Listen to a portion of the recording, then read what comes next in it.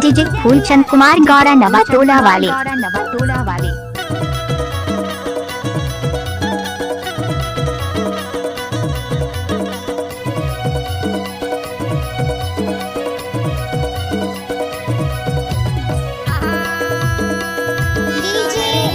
फूलचंद कुमार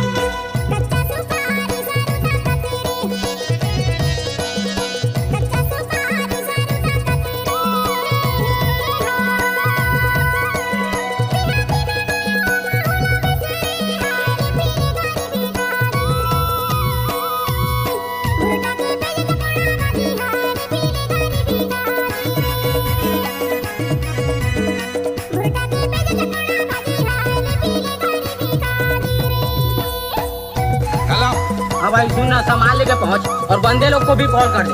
क्या बोला? अरे लड़के लोग घुस गए हैं, बंदे लोग को कॉल कर दे।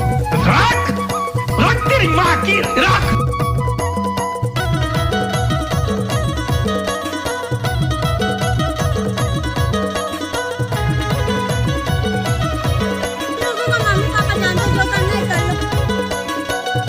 तू बेबी पहले जा, बाहर निकल।